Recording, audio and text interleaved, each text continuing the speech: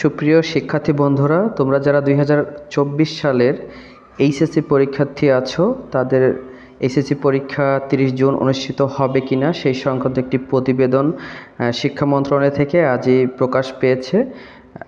আজ 5 জুনে সেই প্রতিবেদনে কি বলা হয়েছে, আসলে আমরা সেই বিষয়টি নিয়ে আলোচনা করব। তোমাদের আসলে কি করণীয়, আসলে দেশে বিভিন্ন স্থানে বন্যা পরিস্থিতি অবনতি হচ্ছে, সেই সংক্রান্ত একটি প্রতিবেদন হয়েছে। দেখি আমরা, দেশের বিভিন্ন এলাকায় বন্যার আশঙ্কা থাকায় চলতি মাসের 30 তারিখে শুরু হতে যাওয়া এইচএসসি পরীক্ষা নিয়ে নতুন সিদ্ধান্ত নিয়েছে সরকার।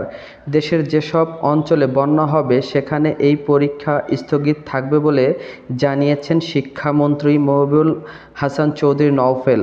বুধবার 5 জুন এইচএসসি ও সমমানের পরীক্ষা 2024 উপলক্ষে শিক্ষা মন্ত্রণালয়ে অনুষ্ঠিত জাতীয় মনিটরিং ও আইনশৃঙ্খলা কমিটির সভায় এই সিদ্ধান্ত নেওয়া হয়। সভা শেষে সংবাদ সম্মেলনে শিক্ষামন্ত্রী বলেন, আবহাওয়া পূর্বাভাস জানিয়েছে, সেই অনুযায়ী আমরা এই সিদ্ধান্তটি নিয়েছি। দেখো, সভা শেষে সংবাদ সম্মেলনে শিক্ষামন্ত্রী বলেন, আবহাওয়া পূর্বাভাস ও পানির বিষয়টি পর্যবেক্ষণ করা হচ্ছে। যে অঞ্চলে বন্যা ছড়াবে শুধু সেখানেই পরীক্ষা নেওয়া হবে না, পরিস্থিতি স্বাভাবিক হলে সেই পরীক্ষা নেওয়া হবে। মন্ত্রী বলেন, এবার সব পরীক্ষার্থী নিয়মিত অনিয়মিত মানোন্নয়ন জাতীয় শিক্ষাক্রম ও পাঠ্যপুস্তক বোর্ড বাংলাদেশ কর্তৃক প্রণীত 2024 সালে পূর্ণবিন্যাস পাঠ্যসূচি অনুযায়ী সকল বিষয় পূর্ণ নম্বর ও পূর্ণ সময় অনুষ্ঠিত হবে। এবার দেখো, করোনা মহামারীর কারণে এইচএসসি পরীক্ষা আসলে এপ্রিলে আগে যে নেওয়া হয়েছিল সেই এপ্রিল মাসে কিন্তু এখন আর নিতে পারতেছে না।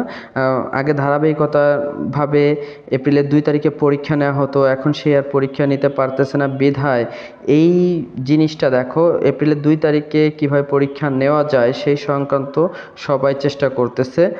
তো শিক্ষা মন্ত্রণালয় সেই দিকে এগিয়ে যাচ্ছে। তো তোমরা যারা পরীক্ষার্থী আছো, ভালো করে প্রিপারেশন নাও, কারণ তোমাদের পরীক্ষা তো তোমাদের অবশ্যই এই পরীক্ষা নিয়ে আর কোনো চিন্তাভাবনা করে প্রিপারেশনটা ভালো করে নেওয়া উচিত।